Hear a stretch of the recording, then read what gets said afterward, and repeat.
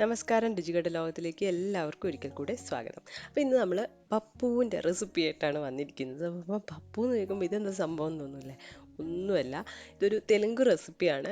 നമ്മൾ സാധാരണ പരിപ്പ് കറി എന്നൊക്കെ പറയില്ലേ, അതാണ് കേട്ടോ.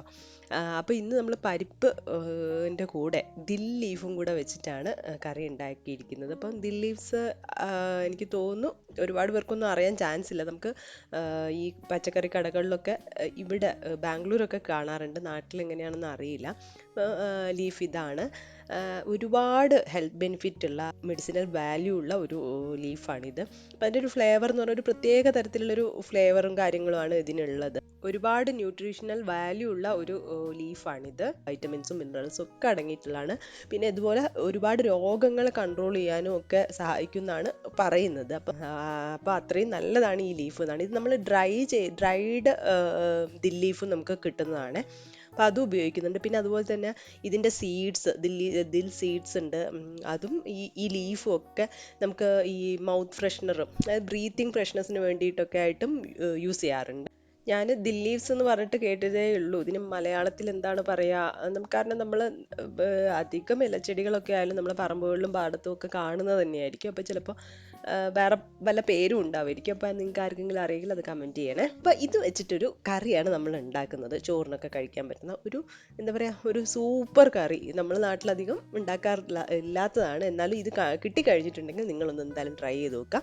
പിന്നെ അതുപോലെ ആരെങ്കിലും ആദ്യമായിട്ടാണ് നമ്മൾ ചാനൽ കാണുന്നതെങ്കിൽ സബ്സ്ക്രൈബ് ചെയ്യാൻ മറക്കരുത്. അപ്പോൾ നമുക്ക് വേഗം പോയിട്ട് ഇൻഗ്രീഡിയൻസും പ്രിപ്പറേഷനും ഒക്കെ കാണാം.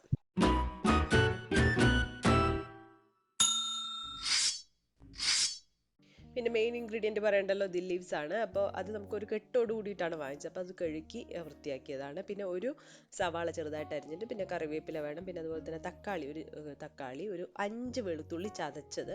പരിപ്പ് ഉപയോഗിക്കുന്നുണ്ട്. അപ്പോൾ ഗ്യാസ്ട്രിക് പ്രോബ്ലംസ് ഒക്കെ ഇല്ലാതിരിക്കാൻ വേണ്ടിയിട്ടാണ്. പിന്നെ 2 പച്ചമുളക്. പിന്നെ നമ്മൾ പരിപ്പ് ഉപയോഗിക്കുന്നത് ചെറുപയർ പരിപ്പാണ്. അപ്പോൾ അത് വെള്ളത്തിൽ കുതിർത്ത് വെച്ചതാണ്, ഒരു 1/4 കപ്പ്. പിന്നെ നമുക്ക് മഞ്ഞൾ വേണം, ഒരു 1/2 ടീസ്പൂൺ മഞ്ഞൾ. അതുപോലെ തന്നെ കായത്തിൻ്റെ പൊടിയാണ് നമ്മൾ ഉപയോഗിക്കുന്നത്. പിന്നെ അതുപോലെ തന്നെ പച്ചമുളകിൻ്റെ കൂടെ എരിവിന് വേണ്ടിയിട്ട് നമ്മൾ മുളക് പൊടി ഒരു 1/2 ടീസ്പൂൺ ഉപയോഗിക്കുന്നുണ്ട്. പിന്നെ നമുക്ക് നല്ല ജീരകം വേണം. നല്ല ജീരകം ഒരു 1/4 ടീസ്പൂൺ ഉപയോഗിക്കുന്നുണ്ട്. അതുപോലെ തന്നെ ഒരു കടുക് താളിക്കാൻ വേണ്ടി 1/4 ടീസ്പൂൺ ഉപയോഗിക്കുന്നുണ്ട്. പിന്നെ നമ്മൾ നെയ്യാണ് ഉപയോഗിക്കുന്നത്. അപ്പോൾ ആദ്യം ഇതൊന്ന് അരിഞ്ഞെടുക്കുക. ഒരുപാട് ചെറുതാക്കണമെന്നൊന്നുമില്ല, കാരണം വഴറ്റി വരുമ്പോഴത്തേക്ക് അതിങ്ങനെ വാടി ചെറുതാവേ. പിന്നെ നമ്മൾ പരിപ്പ് വേവിക്കാൻ പോവുകയാണ്. കുക്കറിലാണ് വേവിക്കുന്നത്. ആവശ്യത്തിന് വെള്ളവും ചേർത്ത് കൊടുത്ത് ഒരു 2 വിസിൽ നമുക്ക് വേവിച്ചെടുക്കാം. അപ്പോൾ ഇത് ഉണ്ടാക്കാനായിട്ട് പാൻ വെച്ചു. അതിലേക്ക് നെയ്യാണ് നമ്മൾ ഒഴിച്ചെടുക്കുന്നത്. 2 ടേബിൾ സ്പൂൺ നെയ്യ് ഒഴിച്ച് കടുക് ഇട്ട് പൊട്ടിക്കുകയാണ്. കടുകും അതുപോലെ തന്നെ നല്ല ജീരകവും പിന്നെ കായത്തിൻ്റെ പൊടിയും കൂടെ, കുറച്ച് കായത്തിൻ്റെ ആ ഒരു മണത്തിന് വേണ്ടിയിട്ട് അതും കൂടെ ചേർത്ത് കൊടുത്ത് നമ്മൾ അരിഞ്ഞു വെച്ചിരിക്കുന്ന സവാള ഇട്ട് കൊടുക്കാം. ഇതൊന്ന് വഴറ്റിയെടുക്കണം.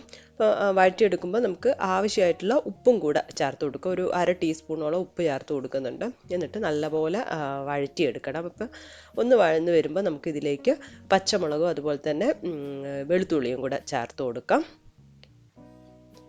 ഇനി ഇതിലേക്ക് നമ്മൾ ചേർക്കുന്നത് മഞ്ഞൾപ്പൊടിയാണ്. മഞ്ഞൾപ്പൊടിയും അതുപോലെ തന്നെ മുളക് പൊടി 1/2 ടീസ്പൂൺ ചേർക്കുന്നുണ്ട്. എരിവ് നോക്കിയിട്ട് ചേർത്ത് കൊടുക്കാം. ഇനി നല്ലപോലെ ഒന്ന് വഴറ്റി കൊടുക്കാം. പിന്നെ നമുക്ക് തക്കാളി ഇട്ട് കൊടുക്കാം. ഇനി കുറച്ച് കറിവേപ്പിലയും കൂടെ ചേർത്ത് വഴറ്റി ആ തക്കാളിയൊക്കെ ഒന്ന് വെന്ത് വരുമല്ലോ, ആ ഒരു പരുവത്തിന് ആയിട്ട് വരണം. പിന്നെ നല്ലപോലെ വെന്ത് വന്നിട്ടുണ്ട്. ഇനി നമ്മൾ ഇതിലേക്ക് അരിഞ്ഞു വെച്ചിരിക്കുന്ന ദിൽ ലീവ്സ് ഇട്ട് കൊടുക്കുകയാണ്.